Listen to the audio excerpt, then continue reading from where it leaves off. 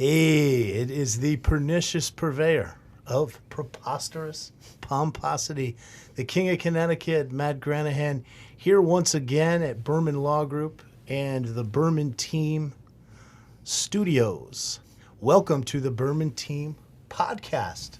And I am very excited about this guest we have today. He is a veteran journalist of mixed martial arts. He goes all the way back to the no holds barred days. He was Eddie Goldman's sidekick. He was intricately involved with Art Davie, the creator and founder of the UFC. He was a fighter and competitor himself. He's interviewed everybody, the who's who in MMA, a renowned journalist, and dare I say, some more alliteration, a paragon of pugilistic punditry. It is my pleasure to welcome Mr. Bob Carson to the Berman Team Podcast. Wow, I am absolutely honored. I'm absolutely flattered. Thank you so much. It's an honor to be here at this great studio. I really, really appreciate it. And I want to say also, everybody, Miss Britt Garcia is here once again. Hello. And Bob, you know, I have to say, the last time that I saw you, ironically, was here in Florida, and we were at the gym of a mutual friend of ours who happens to be one of our last guests on the Berman Team Podcast, Mr. Larry Mazza. And interestingly enough, I introduced you to Larry Mazza through a press conference that you were at. You were one of the media represented at a press conference I did at the Showboat Casino in Atlantic City, New Jersey. I was alongside of Johnny A-Light from the Gambino crime family, and we were discussing a potential fight between Gotti III and a man that I represented for years in MMA, an old friend of mine, the New York badass Phil Baroni. So, Bob, give us your thoughts, first of all, of covering that event. That was really amazing because I spoke to you and you'd said that John A-Light was coming down to Atlantic City. Now, I knew who John A-Light was, but I didn't really research him that much. But, I knew who he was from mainly because his podcast is so widely distributed. He's got so many views and whatnot. And so we met down there. I met John A-Light. I met his trainer, who his name escapes me and whatnot. And we actually did this press conference at the Showboat Casino in Atlantic City. I believe it was August of last year. So it's been over about 5-6 months ago. Time flies fast, And so we met. I met Mr. A-Light, met his trainer and whatnot. We discussed it, and then we did that press conference, and the quote unquote hit the fan. You remember this? I remember it like it was yesterday. The whole idea was Phil Baroni, John Gotti III, who called out Phil Baroni, who you manage, very, very well, former UFC fighter, former Pride fighter, the New York City badass, Phil Baroni, a Hofstra wrestler, and overall veteran of mixed martial arts, very, very polarizing personality, interesting guy. Gotti III had called out Phil Baroni years ago in his career, and because of the family history and whatnot. And we were supposed to make that happen. But also, in addition to that, John A-Light called out Gotti Jr. To a boxing match. A-Light was in very, very good shape. If you listen or read his book, Gotti's Rules, A-Light spent a lot of time boxing in shape in some of the most difficult prisons in the world.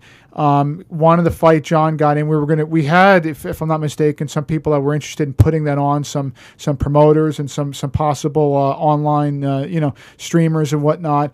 And once that happened, everything just kind of exploded. As you've mentioned, the Gotti family responded. We heard from Angel Gotti, released a statement, I believe. Sammy the Bull respond. He took exception with our press conference because A-Light was quote unquote bringing up the families and bringing up John Gotti III and whatnot, and a whole host of other people responded to the idea of both fights, but mainly I thought they were really interested in seeing John A-Light fight John Jr., which I would be intrigued by and whatnot, and it just kind of it's just kind of had a life of its own, and from there. I was introduced to Larry Mazza, and you recall that time when we went to Larry's gym down there. I think it was in Melbourne or close to Melbourne. I don't remember exactly. Actually, Bob, it was in Cocoa Beach, and I want to backtrack a little bit. Don't want to spend too much time on this, but the reason that fight was so intriguing between Gotti III and Phil Baroni, you did not mention, is because Phil Baroni and his father, who was a Gold Star detective with the NYPD, were both heavily involved with the Gambino family. Phil Baroni lived with Johnny A-Light, who was an enforcer for the Gambinos. Mm-hmm. He did a number of home invasions using his father's badge. They robbed a number of drug dealers. Phil was actually stabbed up in the back of the head, had to leave Hofstra and go out to wrestle in Michigan. So that's why this was such a compelling fight, why this was such a compelling story. And that's kind of the segue to the subject that I want to spend some time on with you here. A lot of folks don't know the roots of the Ultimate Fighting Championships. A mutual friend of ours, Art Davey, started the company, right? And when you say a lot of people is me. Most people, yeah, I would say most people. Well, I'm going to say most fans. Most don't know fans, what we're yeah. about to talk about, Bob, here, what we're about to discuss. So Art Davey, mutual friends of ours, started the UFC. It started out as an open weight. There were no weights. There were very few rules. And it wasn't what you see today. It was a tournament style. Yeah. And under Art Davey's leadership, it segued into the mid to late 90s where they started instituting rules, right? Yeah. And around 2000, there was a gentleman that everybody knows. Like, Brittany, you know Dana White, right? I do. I do. Now, Dana White has recently talked about how he was strummed out of Boston by Whitey Bulger's people and ended up in Las Vegas. And the way he tells this fairy tale story, bought the UFC with his friends, the Fertitta Brothers. Now, when I say people don't know the roots of where the money came to buy the UFC and the roots of the UFC, Bob, I want to talk about who are the Fertitta Brothers and where did their money come from? What is their history, their family history? The Fertittas, along with the Maceos, ran the city of Galveston, Texas, before they ended up in Las Vegas and had the Starboard and the casino. They were actually featured in the movie Casinos, the folks that were representing the Fertittas. So, Bob, talk a little bit about that history. Interesting, yeah, because the Fertitta family is actually married or married to the Maceo family, so they're linked by blood. I think it was Rose Maceo was married to one of the Fertittas, one of the earlier Fertittas, and as you mentioned, they came to New Orleans and then they went to Galveston, and they run Galveston with the Maceo family for decades. We're talking, made a fortune. Yeah, and every type of criminal activity flourished in that time. You had brothels. There was, I think, one brothel, or for every 67 citizens, there was one prostitute in Galveston. Most brothels per square mile, but the picture that Bob's painting is a little deceiving because it was a very clean city. It was a city where a lot of the elite at the time came. They had a very famous hotel and casino right on the water. That flourished for years in Galveston. The Fertittas and the Maceos reported to Carlos Marcello out of New Orleans, who was very powerful.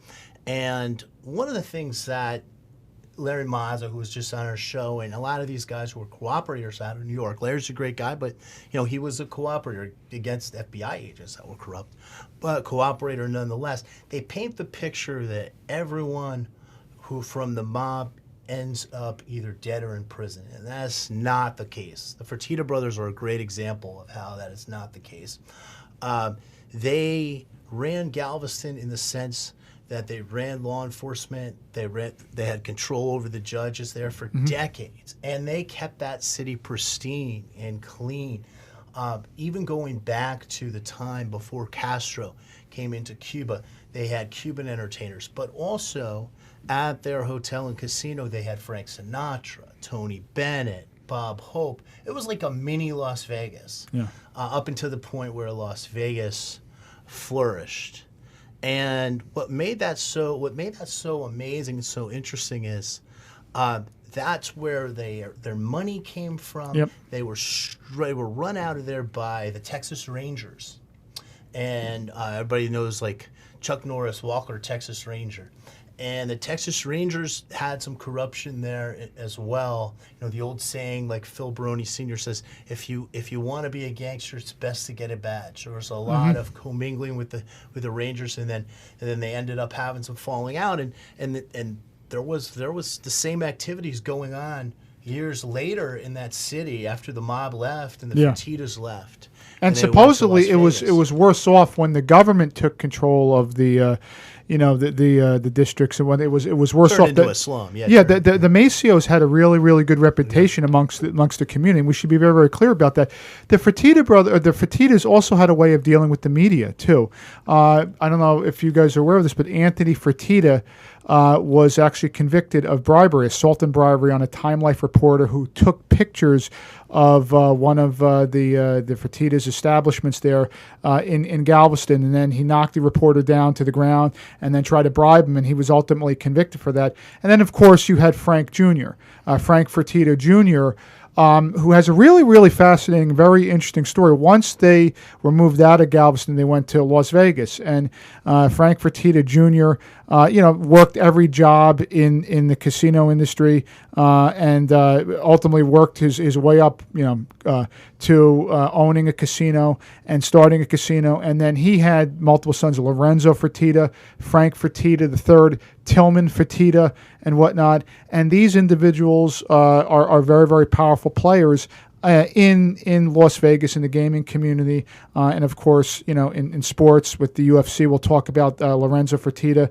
and the UFC, and Tillman Fertitta with the Houston Rockets back in 2017, purchased the Houston Rockets and whatnot. But the interesting thing is where the money came from. It came from mob activities. They had a fortune when they left. Frank Fertitta Jr. was caught on a wiretap with another individual about money scheming operation. This is the basis of the movie Casino. Sure. Yeah. And Frank Fertitta, and then Frank Fertitta saw that the mob activities are going to jeopardize future opportunities there in Las Vegas. So he quote unquote left the life or went clean, and his sons.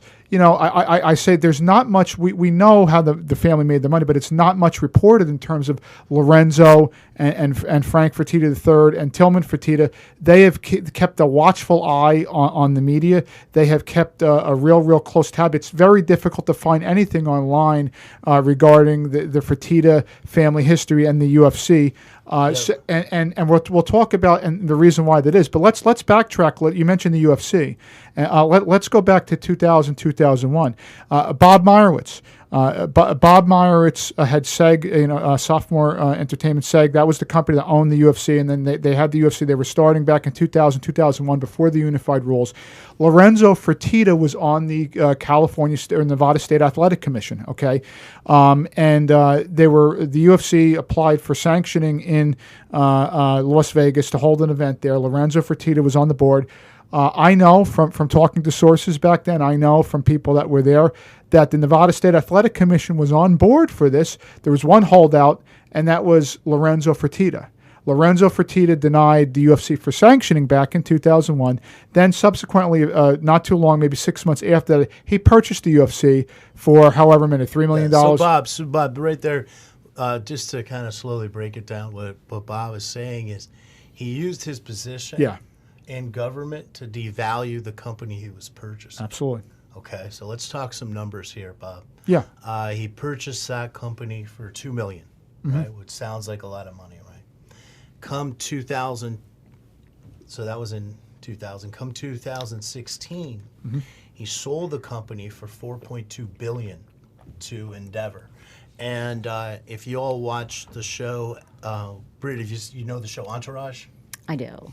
Everybody loves Entourage. Entourage, you know that Ari character? Yeah, of course. Ari Gold. Ari Gold is actually based on Ari Emanuel, who runs Endeavor, the company that now owns the conglomerate that now owns the UFC. So there's Didn't know that. Fun interesting. fact. Learn something new every day. And I wanted to talk to Britt because Britt, you remember when Larry was here, and he talked about the situation with Greg Scarpa and him being involved with the FBI and actually having a badge. And we didn't get into a lot of the stuff that Greg did Right. as far as going down to Mississippi and dealing with the Klan and all of that on behalf of the feds. But it's interesting how they get into government and then use their position to better themselves. It's actually pretty fascinating. All the stuff Yeah. his entire story was interesting, I should say, and intriguing. Yeah. Can't get my words out today. But I will say, yeah, one of the craziest things I think that he was talking about was law enforcement and the government and everyone kind of almost like being like an inside job more or less, and which is not really that hard to believe, to be honest, especially nowadays too. It's like you can't trust anybody. I don't want to get into politics or anything, but government these days too, Oh, that's can't right. trust them. Absolutely. We know now, how corrupt the FBI is more in course. in recent years. And Scarpa was an FBI informant for years, And he had a badge, yeah. And how is that possible? Like I was listening to an interview with another associate of Larry's who said, if anybody suspected Scarpa of being an informant, he would kill somebody. And then they would say, okay, he's not an informant, he just killed somebody. Yeah. So the FBI the government allowed him to kill people. Yeah, well, like our government doesn't kill people. Yeah, right. Yeah, right. Right. Wink, wink. And this is all right, and so the UFC they really increased the value. They sold it for $4 billion, $4.5 billion. Lorenzo Fertitta walked away in the sun. His brother. I'm not sure Frank Jr. is still alive, but his brothers are flourishing. They're involved with a lot of charity activity and whatnot. But let me just. I want to backtrack about some of the media because there was some media reporting back at the time. There was a website years ago. It was called Fight Sport, and Dana White used to call Dana White BLAF, built like a fighter, because how Dana White acts like a fighter. And that's an acronym they came up from. Fight Sport was sort of a troll website, but it had some legitimate stories there. Some people, and they were reporting on the Fertitta family connection back then. And Dana White got livid. Dana White saw some of the posts on Fight Sport and called up a friend of mine who's well known in the journals and say, leave the old man out of it. That's Anthony Fertitta. Leave the old man out of it and whatnot. And my friend's like, listen, I post under my name. I don't post under a pseudonym name. So you could see even going back to 2000 when the internet was in its infancy and there was really no such media. So Bob, on that point, though, Yeah. He didn't just say leave the old man out of it. He exerted some power. In not allowing them access to the events. And if you're a fight media and you don't have access to events, you're like a loser. You have no. There's the power he exerted. He did, and he yielded that power. I know Dana White is not in charge anymore of the UFC press. They wouldn't even send me a press release for years. Would not even send me one. Not even a press release, let alone grant access to these events and whatnot. And Dana White relinquished for the years, but for years, Dana White and the UFC would restrict access. Would kind of use their power to say, if you're not compliant with us, if you're going to say stuff that we don't like about the family history before all these acquisitions, before there was a lot of money to be, now everything is pretty much been said. Everything's been said. All this has been said. But that's how the mafia does things. That's how the mob uses force by not using force. Well, let's talk about that here, Bob, and I'm going to share this. This is inside stuff that you're not going to get anywhere else. All right. Other than the TBT Podcast. So I I managed a fighter who was a teammate of mine who was a phenomenal wrestler. He was a wrestler out of Iran, Kamal Shalarus, and he was a really hot prospect years ago. He was undefeated in WEC, okay? UFC purchased WEC, and they signed Kamal, and I got him on a contract. Now, you would think, Britt, right, this is UFC, right? You think that it's going to be big money. Now, it was some years ago. They don't pay big money. They didn't pay big money back then to their fighters. It was all about exposure. You're going to be on TV. Well, the way that fighters make money at that time period was through their sponsors. So tap out was really big back then. Okay, they were giving Kamal $10,000 a fight. He wasn't even getting $10,000 per fight for his first 3 UFC fights. I'm going to throw some numbers. I don't know if these are exact. I can't remember. It was a long time ago. But I'm going to say, let's say it was 8-8-12, which is $8,000 your first fight, $8,000 your second fight, $12,000 your third fight. You're only getting 3 fights a year. And then there was your sponsor money. Well, after they signed Kamal under Zuffa, which is the Fertittas, and we should probably explain because some folks may not even get this. Everyone knows Dana White. Dana White got his money from the Fertittas. That's where his money came from. High school Dana buddies. White is the guy that they put out there as the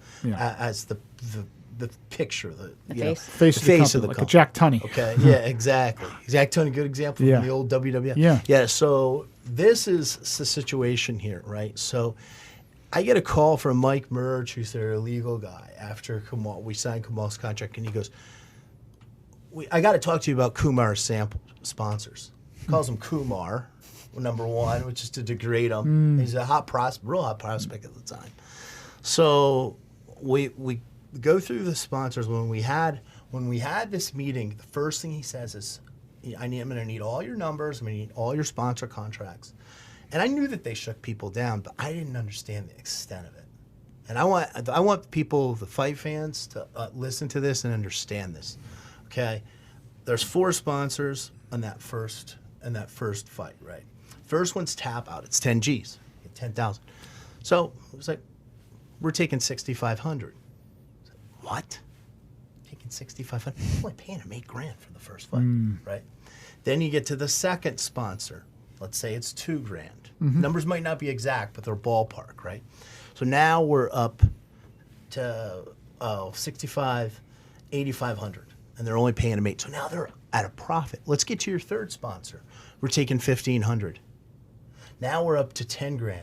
Let's go to your fourth sponsor. It's like another $1,000. We're up to $11,000. So you're paying him $8,000 for his fight purse, and you're taking $11,000 of our sponsor money, and I got a cut of that too.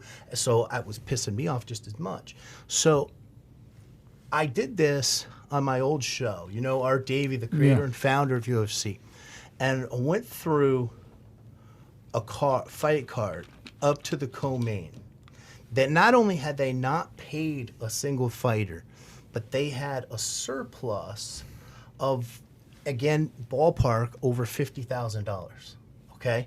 By the time they got to co-main and main event, they were taking their sponsor money too, but the fight purses went way up. But it was a wash. When you actually analyze the numbers, it was a wash. So they weren't paying the fighters anything. It was like an amateur show. Yeah. So that's where I say they took those mob tactics. Yeah. Now that world is all changed now. Yeah. They're owned by Endeavor. Yeah. They sold the company for $4.2 billion. But during that block of years, of 15 or so years, when Zuffa owned the company, which was the time period when UFC became a household name, they weren't paying their fighters. No. And here we are, fast forward to 2022. You got Francis Ngannou, who, if you believe it, made $600,000. Where in boxing, Tyson Fury made $30 million. There's a problem. There's a real disparity in pay. That's a whole other. But it goes back to these tactics. Listen, let's be honest. The Fertittas and Dana White are very smart. They know what they're doing. and they've created a monopoly on the sport. You know, you go back. You remember the IFL? Sure. The IFL started in 2006. It ended in 2008. WEC sold to the UFC. Strikeforce merged. Bellator is still hanging on by a thread. Bellator is now on Showtime. I don't know how they're making money, but the UFC has created a monopoly.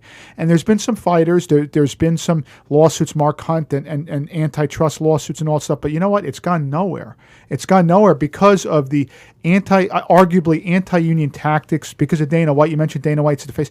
Dana White is probably the most effective face of a company, the most effective mouthpiece for a company anywhere. Yeah. He can knock down arguments. He's very good in front of the camera, very abrasive. The media likes him. He's received preferential treatment arguably from the media, and he owns the media. Dana White, Ariel Helwani, who had a big feud with Ariel Helwani, was crushed in the media by Dana White and whatnot. And that's how they operate, and they're very, very good at the game. They've created the game, or they've not created the game, but they've mastered the game for sure in Las Vegas.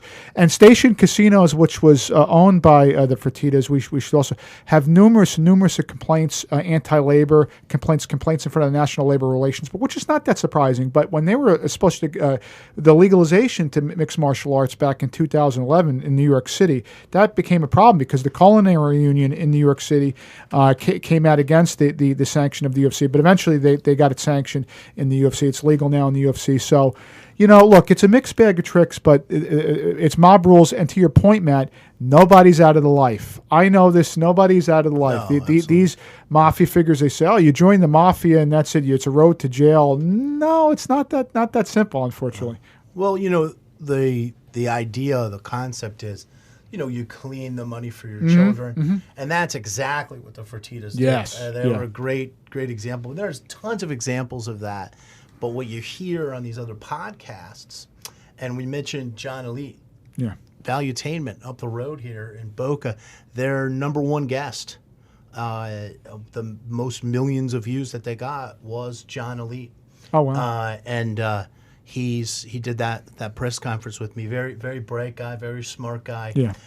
He's to be out of the life now, but it's such an interesting history. I mean, it is what it is. I don't make judgment on it, but I just want to share my own experience there. Yeah. And I do want to preface this, Bob, is that I don't know what's going on in the UFC now. I don't follow it. It's hard. I don't know what's going on with Endeavor, but I don't know what's going on the business side. I haven't managed any fighters for years. I have never managed a fighter under Endeavor after the 2016 when they were purchased. All my knowledge goes from those Zuffa years, and I wanted to give the fans an inside view of that time. Yeah, because you don't hear a lot of it on today's media because everybody's so focused on the latest. The UFC has so many events each year. They have contracts. They've got TV contracts. They've got online contracts. They have to pump out content. Even the pay-per-views have slowed down. The pay-per-view model, they just raised the prices for the pay-per-views to something like $80, which is pricing a lot of people out of the market. They don't care anymore because they got the $30 million exactly from ESPN. Because they got a lot of money. They got money, so they don't care about. Nobody buys these pay-per-views anymore. Nobody does. That's why Dana White, look, you say what you want about Jake Paul.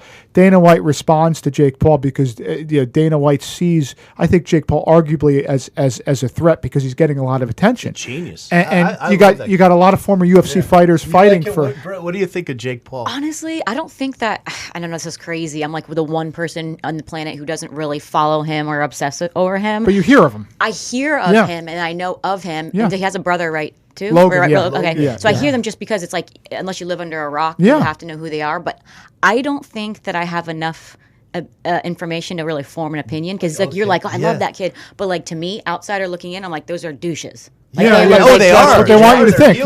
I'm just like, they're heels. They want you to think they're douches because they're heels. So I don't know, but I honestly, if I started following her, I might like them. I don't know. And they've done their job. If you don't follow, and unless you're under a rock, you know who Jake Paul is. You hear of Jake Paul. Jake Paul fought Tyron Woodley. Tyron Woodley, who's 40 years old. He's not a young guy anymore. He's a former UFC fighter. And then you got people going over to bare knuckle boxing. And Mike Perry just came out and said, I'll never go back to MMA because the contract that I got from bare knuckle boxing is much better than I would have in the UFC. Phil wants me to get him a fight with Mike Perry. He keeps messaging me about that. Oh, yeah.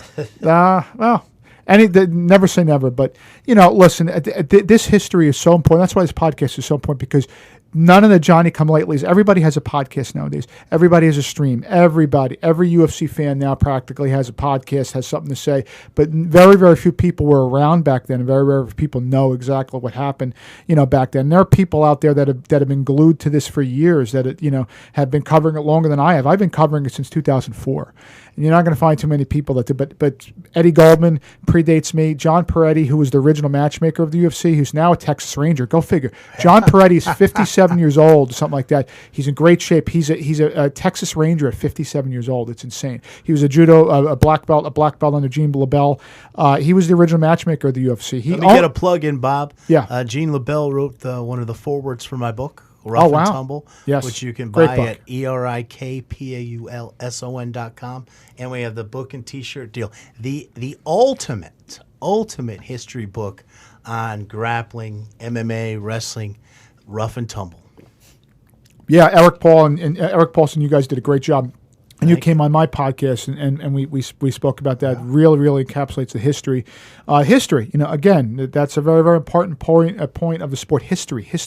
Where did this come from? Who are the pioneers and whatnot? And the UFC's had their Hall of Fame and their Hall of Fame inductions, but you know what? There's still a lot of controversy because the UFC, controls that and whatnot. So, like in baseball or football or boxing, it's pretty much like there's not one company that dominates. It's interleague cooperation. It's the Hall of Fame is not politicized and whatnot. I had a stint with Bellator on the marketing side, as you know, Bob. Yeah. I was a prime marketing consultant for those guys right at the tail end of Bjorn Rebney. And we were trying to get ratings over from UFC. This is something fans will enjoy, too, because at the time when I came on board with those guys, think about this. UFC was Spike TV. They built that network. Mm-hmm. They were moved over to Fox. So Bellator was trying to capture the UFC fan. It's still the same sport. I call it cage fighting. Yeah. Still the same sport.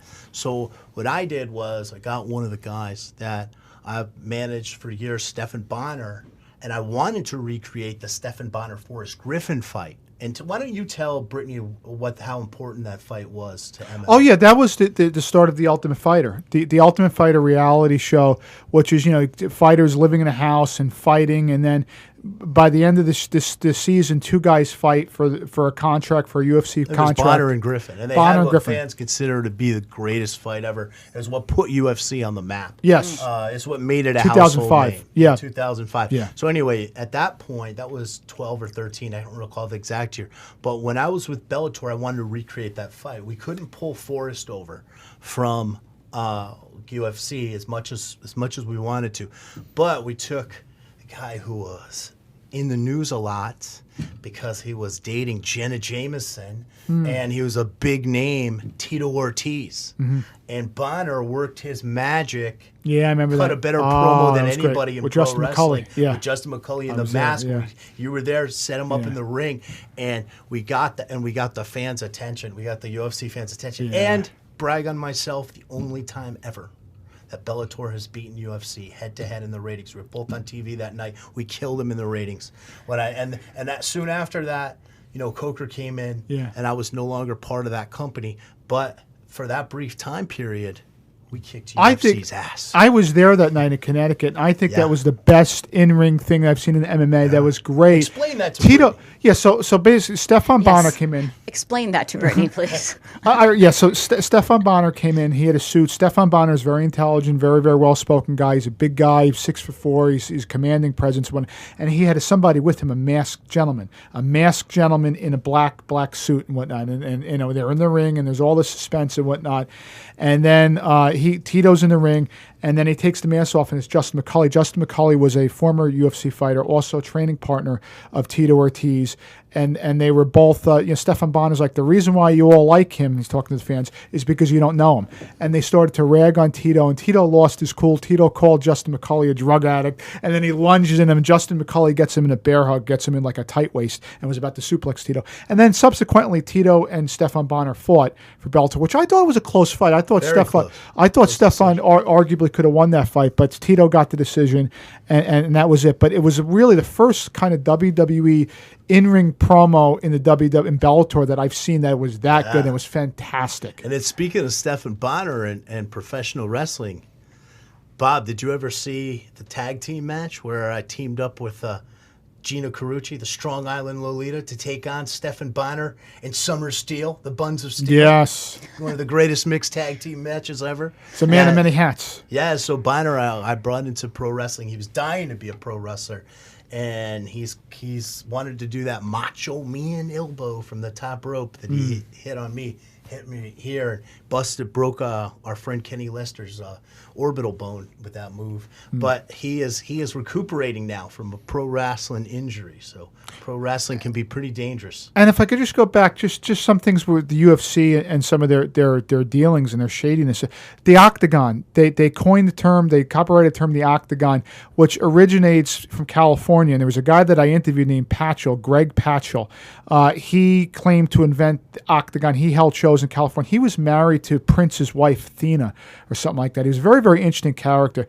And the UFC was also dealt with Armando Garcia, who was the head of the California State Athletic Commission, who was found, he had $300,000 in a locker, cash in a locker. And he ultimately resigned. And the California State Athletic Commission and Nevada, if you look at what they've done as far as moving events for the UFC, denying competition, I think it's fair to say that they have been influenced by the UFC over the years. There's a lot of money to be made. These commissions make a lot of money, and I understand that. But there's we could do an entire podcast of people, of stories about the UFC dealings, Fertitta's, some of their dealings even before the unified rules of 2001 and whatnot. So this is all stuff I think that needs a proper platform, and people just to really examine this, because, like I said, the Johnny Come Latelys, the people now that watch the UFC, they only want to watch fights. They want to watch blood. They want to see knockouts. They want to see, and I understand that. I'm a fan first and foremost too. I love fighting. I do. But you have to know the history. You got to know Dana White, the Fertittas. He was chased out of Boston by Kevin Weeks. He was Dana White was a boxercise instructor, and he also managed. he's getting chased out by Whitey Bulger's boy, and he claims just he's a character. Dana White has never fought. He claims to have been an amateur boxer. There's no record. I'm not saying he can't fight, but fight, Dana. I mean, come on. Have an amateur boxer. He was supposed to fight Tito Ortiz. Now that was hilarious. Yeah. That was like Stone Cold Vince McMahon, where they did that whole thing with Tito, and that was one of the ones. If you go back and watch my old podcast, King's Court, where I'm talking to the Spike TV executives when I was in marketing for them about that whole deal. We based that off of the whole Stone Cold Vince McMahon thing. We were talking about how they set that up. So I want to give Brittany a chance to ask you some questions. Thank you. Because you have a fight coming up, and I want her to talk about that and ask you any other questions she has. Thank you. I know I probably have a lot because I'm such a UFC newbie, and I have to be honest too.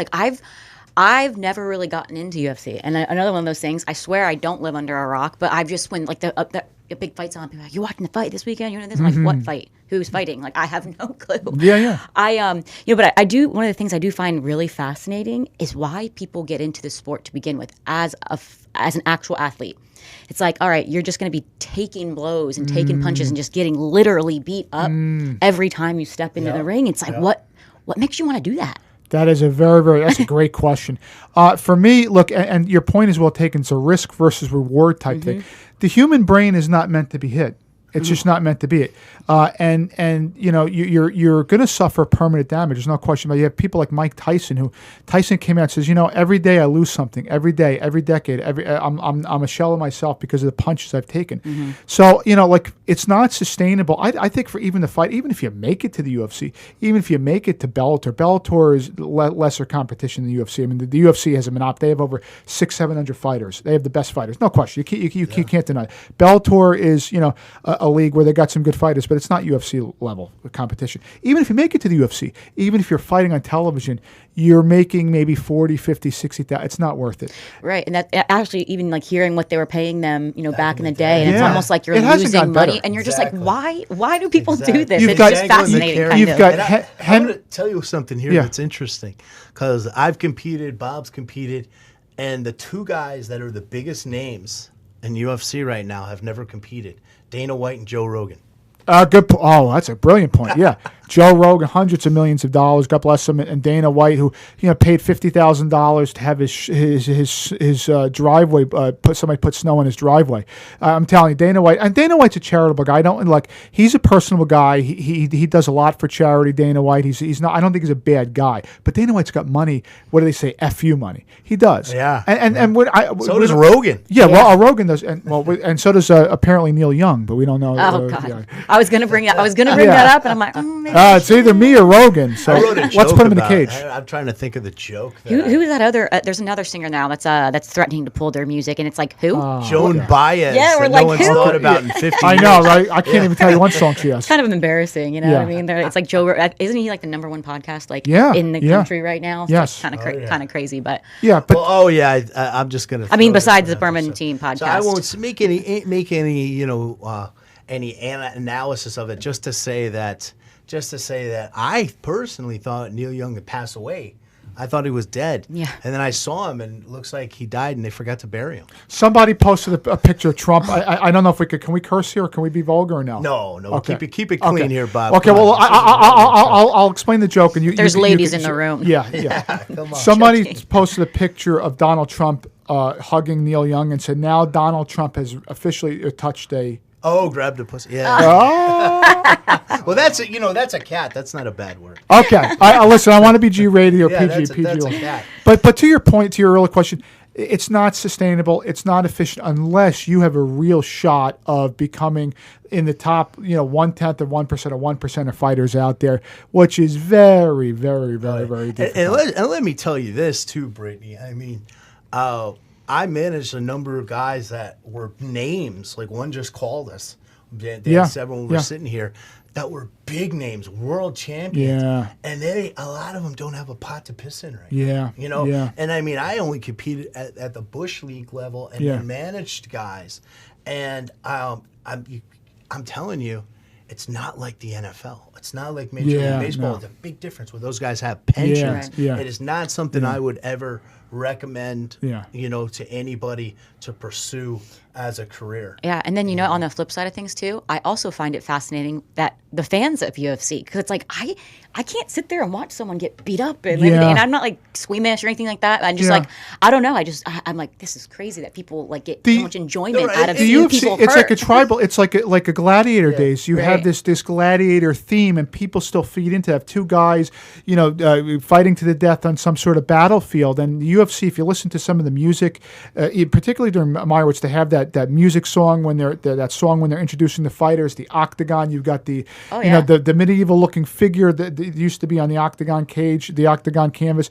It's that ritualistic, that medieval, feel, that duel that people get, and the UFC for years has kind of pumped it out. They used to call it human cockfighting. John McCain used to call it human cockfighting. He was instrumental in the opposition to the UFC and whatnot. But I think people have, but you know what, to your point, people are less interested, I think, nowadays, because the UFC's put like a wall between them and the fans. You got to buy ESPN. You got to buy the pay-per-views. And it's a lot of money.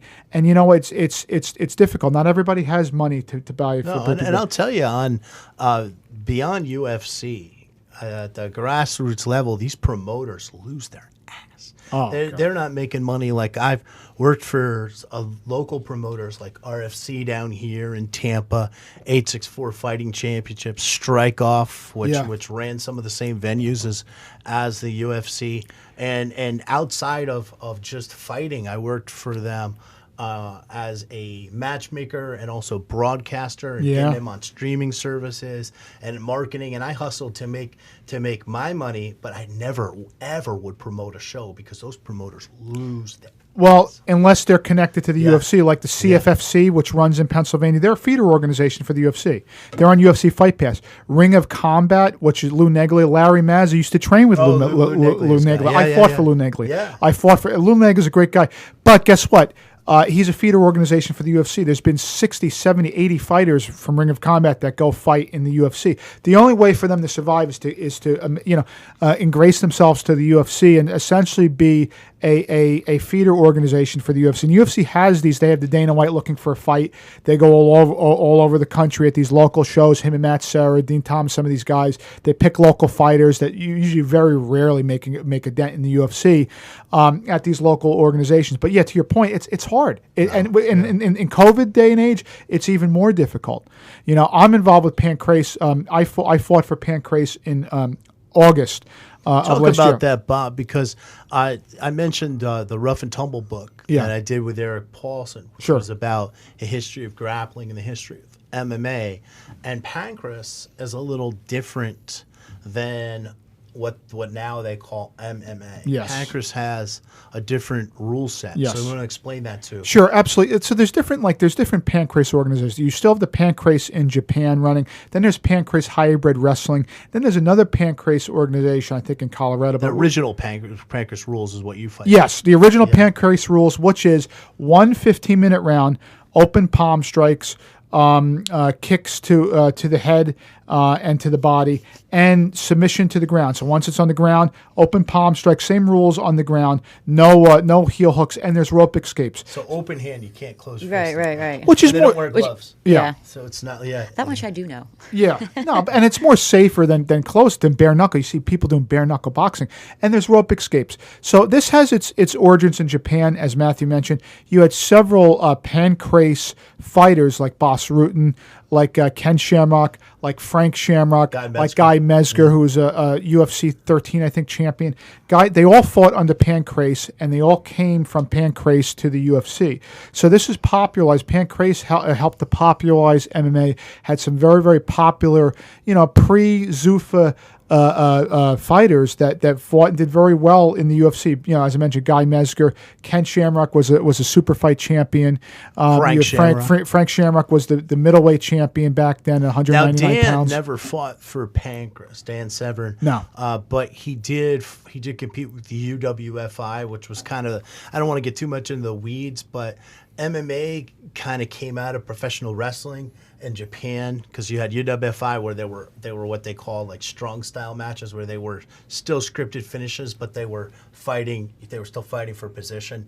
And then they started Pancreas, which was supposedly all shoots or real fights. Some of them weren't, but nonetheless, that's where the sport of what you now call, I don't like to make the term mixed martial arts. That's another, but that's where the sport of the mixed fighting kind of came out of pro wrestling. Antonio Inoki against Muhammad Ali, Gene LeBell against Milo Savage. You can read about all of that in my book.